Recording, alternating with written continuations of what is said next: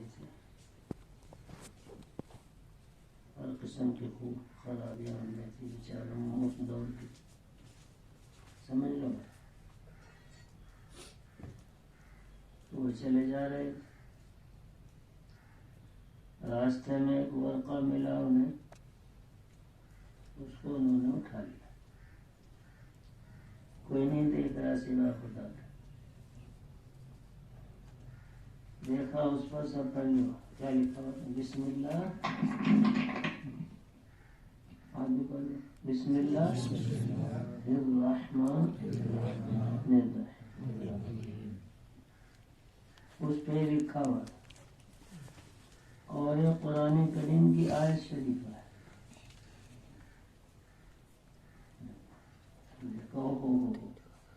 اس پر تو قرآن کریم کی آیت لکھی گئی ہے اور یہ یہاں پڑھا ہے، اس کو صاف کیا، سمجھ لو بھائی۔ اگر دو آدمی بھی، تین آدمی بھی مخلص بن کر بیٹھیں گے تو ان کے اخلاص کی برکت ان کے گھر میں بھی آئے گی، ان کے گاؤں میں بھی آئے گی۔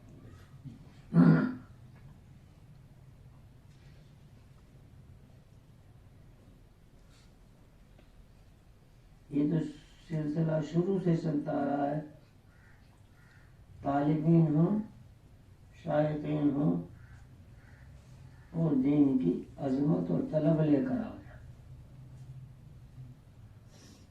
دنیا کی غراض نہیں، دین کی غراض ہے، دنیا تو دین پر عمل کرنے سے سب پوری ہو جاتی ہے۔ دیکھو یاد رکھو، مثلا ایک شخص بوڑھے آیا اپنا سودا سلف خریدنے کے لیے، جمعے کے دن آیا، اس نے جمعہ بھی پڑھ لیا مگر سودا خریدنا تھا اسے، اس کے برعکس اس کو جمعے کی محبت اور جمعے کی فضیلت کے ثواب اس کو حاصل کرنا تھا، تو وہ جمعہ پڑھنے کی نیت سے آیا، جمعہ پڑھنے کے بعد سودا بھی خرید لیا، تو وہ پہلا بہتر ہے بعد والا؟ سمجھ لو میرے بھائی، یہاں دین کی بات بتائی جاتی ہے، غور کرو غور کرو۔ حضرت بشر حافظ رحمۃ اللہ علیہ نے جب وہ پرچہ دیکھا کہ اس پر بسم اللہ الرحمن الرحیم لکھی ہوئی ہے، تو اس نے اسے صاف کیا، اور اس کی جیب میں دو درہم تھے صرف، ان دونوں کو لے کر عطر فروش کے یہاں گیا جہاں عطر بکتا،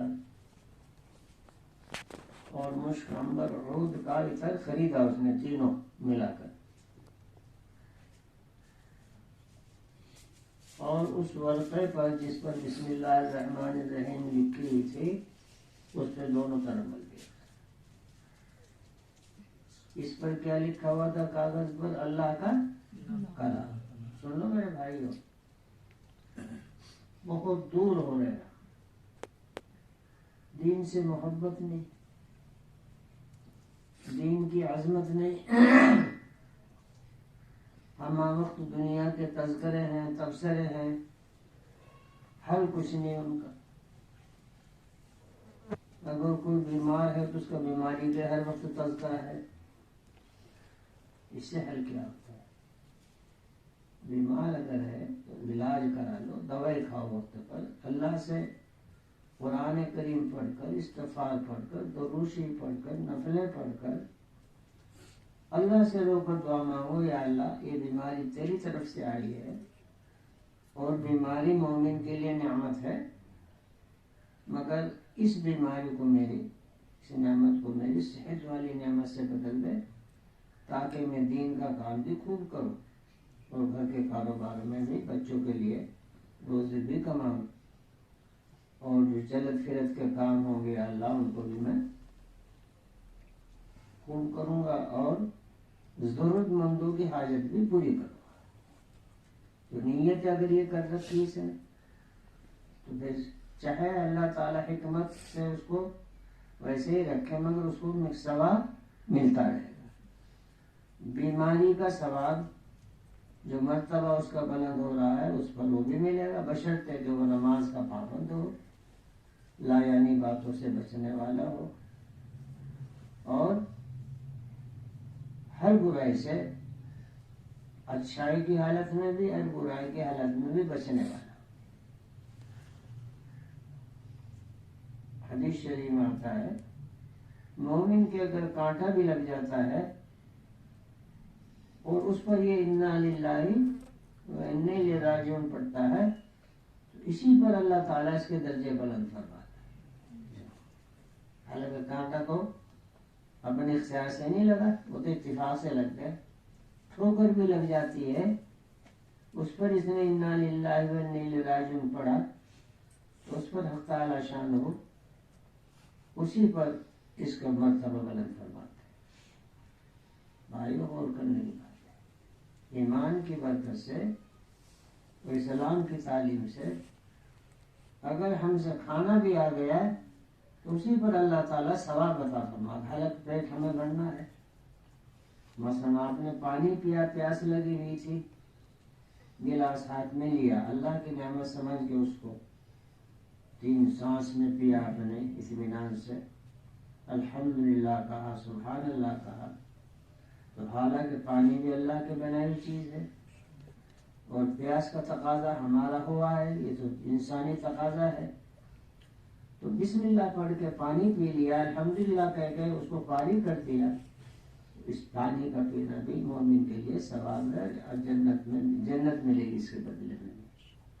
تو بھائیوں، مومن ایمان کے تقاضے سے اور مسلمان اسلام کے تقاضے سے جب پانی پینے پر بھی اللہ کا قرب حاصل ہو رہا ہے اور ٹھوکر لگنے پر بھی اللہ کا قرب حاصل ہو رہا ہے، تو پھر جب یہ قرآن کی عظمت کرے گا اور قرآن سے محبت رکھے گا اور قرآن والوں سے پیار کرے گا، قرآن والوں کے لیے اپنے مال کو خرچ کرے گا رسومات سے بچ کر، تو بتائیے اس کا مقام کتنا اونچا ہوگا. بھائیو غور کرو. تو بہرحال ان بشر حافظ رحمۃ اللہ علیہ نے اس پر کیا کیا، عطر لگایا اور عطر لگانے کے بعد اس کو خوشبو لگا کے، وہی 2 روپے تھے اس کے پاس، کپڑے میں لپیٹ کر بہت اونچی جگہ رکھا ادب کے ساتھ. غور کرو غور کرو غور کرو. یہاں آؤ یہاں آؤ، واپس آؤ. اونچی جگہ رکھا. رات کو بشارت ہوتی ہے اس کو، بھائیو یہ بشارت اللہ کی طرف سے کوئی آواز دے رہا ہے، اے بشر حافظ تو نے ہمارے قرآن کو کریم کے ایک ورقے کو جس پہ بسم اللہ الرحمن الرحیم لکھی تھی اس پر تو نے عطر لگا کر اس کو معطر کیا، جاؤ ہم تجھے دنیا اور آخرت میں معطر کریں گے، اس کا مقام اونچا ہو گیا. سمجھ شریف میں آئے، مرتبے بلند ہو گئے، پچھلے گناہ معاف ہو گئے. بھائیو غور کرو. تو یہاں بیٹھنا آپ کو اتنی تکلیف دی جاتی ہے، یہ رسمی طور سے نہیں ہے جیسے بعض مقامات پر آپ دیکھ رہے ہیں، یہ نہیں. میرے حضرت مسیح الامت نور اللہ مرحبا یہاں کبھی مجلس 10 آدمی بھی ہوتے تھے، 20 آدمی بھی ہوتے تھے، 50 آدمی بھی ہوتے تھے، اور آخر میں 10-10 ہزار بھی ہوئے، اور جب آخری ختم بخاری گئی تو 1,20,000 بھی ہوئے. تو بھائی حضور اقدس صلی اللہ علیہ وسلم کی مجلس مبارک میں جیسے لوگ آ جاتے تھے وہی بیٹھ جاتے تھے، بن کر جاتے تھے. 5 بھی ہوئے، 10 بھی ہوئے. ایک روایت میں آتا ہے کہ نبی اکرم صلی اللہ علیہ وسلم کے مجلس مبارک میں کتنے آدمی تھے؟ 10. کتنے؟ 10. سنو میرے بھائی، آپ نے ارشاد فرمایا ان کو مخاطب ہو کر کہ 5 چیزیں ہیں، 5 چیزیں. نبی اکرم صلی اللہ علیہ وسلم نے ان 10 آدمیوں کو کیا فرمایا صحابہ کو؟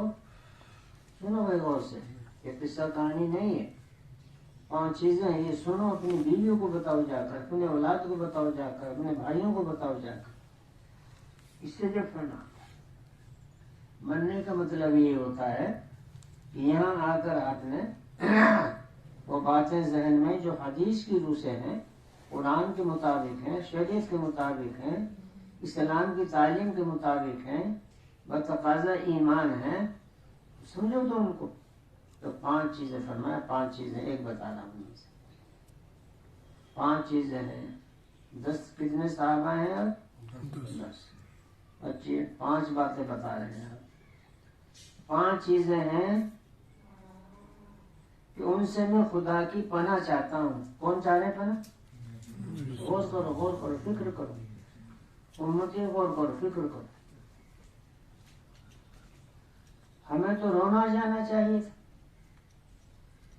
کہ وہ اتنی چیزیں کیسی ہیں جن سے اللہ کے نبی کیا چاہ رہے ہیں؟ اللہ اللہ پناہ چاہتا ہوں. بھائی 5 چیزیں ہیں، غور کرو، غور کرو، دل پسیج ہو. 5 چیزیں ہیں کہ میں ان سے اللہ کی پناہ چاہتا ہوں. اللہ خدا کرے تم ان کو پاؤ. امت کے لیے کیا فرما رہے ہیں کہ جو تم ان کو پاؤ ان چیزوں سے میں پناہ چاہ رہا. سمجھ میں آئی بات؟ تو غور کیا کچھ؟ سمجھے نہیں. اللہ کے نبی صلی اللہ علیہ وسلم ان خطرناک باتوں سے پناہ چاہ رہے ہیں کہ امت میں آ جائیں گی وہ، اور آ رہی ہے. بھائیو غور کرو کہ تمہارے اندر وہ آئیں، میں ان سے پہلے ہی پناہ چاہ رہا ہوں، اور تم بھی پناہ چاہو. ہم بھی پناہ چاہتے ہیں، ہم بھی ارادہ کریں انشاءاللہ.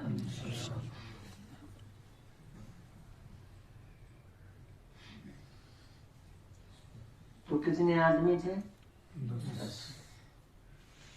5 چیزوں سے نبی اکرم صلی اللہ علیہ وسلم پناہ چاہ رہے کہ خدا کرے تم ان کو پاؤ. اللہ اللہ. وہی زمانہ فتن میں آپ نے 1400 سال پہلے فرمایا، اس وقت تو واقع ہو رہی اور آپ کی سمجھ میں آئیں گی. وہ فرمایا غور کرو، جب کسی قوم میں بے حیائی کی باتیں عام ہونے لگی. بھائیوں غور کرو، ہماری عورتیں اب بھی بازاروں میں گھوم رہی مسلمان، اور شادیوں میں بیاہوں میں تو بغیر ان کے بیاہ ہی نہیں ہوتا. اللہ اللہ استغفار. کتنے اچھڑ گئے لوگ، کتنے بچھڑ گئے لوگ دین سے. فرمایا جب کسی قوم میں بے حیائی کے افعال اور اقوال عام ہونے لگے،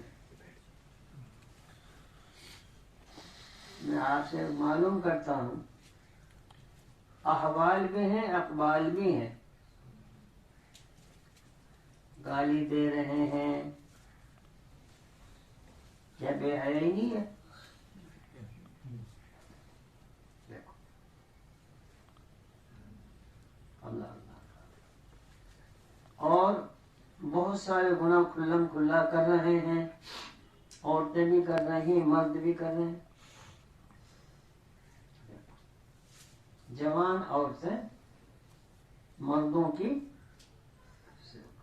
مسلمان وہ کٹنگ کر رہی ہیں، بالوں کی کٹنگ کر رہی ہیں، اور پھر انہیں سے ان کا اختلاط ہو جاتا ہے. اللہ اللہ استغفار. یہ بے حیائی نہیں، یہ ہو رہا ہے اس وقت، سب میں آپ کو پتا ہے ہو رہا ہے. نوجوان لڑکے شادی شدہ، ان کے چہرے بنوانے کے لیے، بال پھڑوانے کے لیے نوجوان لڑکے شہروں میں بھیج رہے ہیں، اور وہ ان کا شنگار کر رہے ہیں. یہ بے حیائی نہیں. استغفار. نوجوان لڑکے، نوجوان لڑکیاں کالج کی ساتھی مسلمان کی ہیں، ہندو کا لڑکا ہے، ہاتھ ملا کے گھومتی پھر رہی ہیں دہلی میں، تو یہ بے حیا ہی نہیں؟ اللہ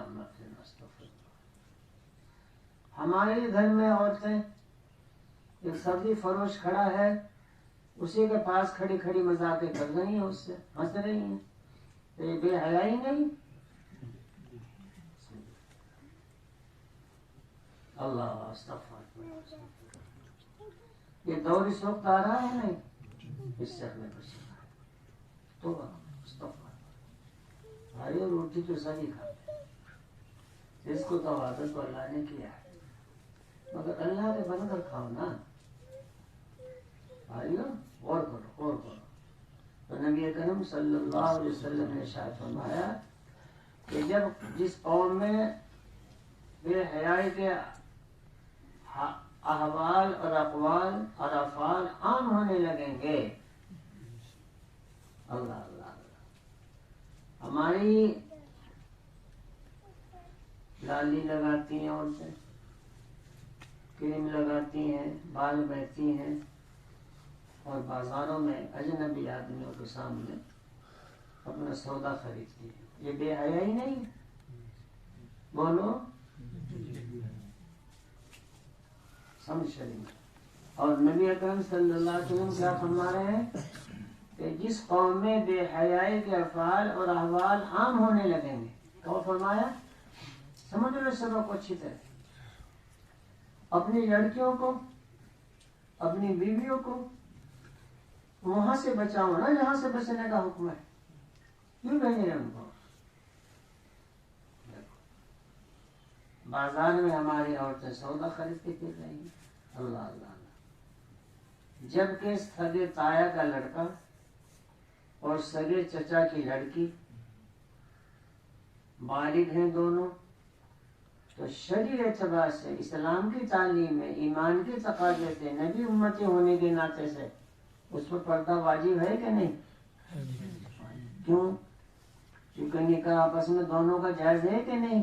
جائز ہے، جس سے نکاح جائز ہے اس سے پردہ بھی واجب ہے، چاہے خالہ کا لڑکا ہو، چاہے تایا کا لڑکا ہو، چاہے چچی کی لڑکی ہو، یہاں تک کہ بالغ چچی کو بھی بالغ بتیجے سے پردہ واجب ہے، سمجھ لو میرے بھائی۔ کیوں؟ اگر چچا نے چھوڑ دی اس کو، یہ چچا گزر گیا ہے، اس بتیجے سے اس کا نکاح جائز ہے،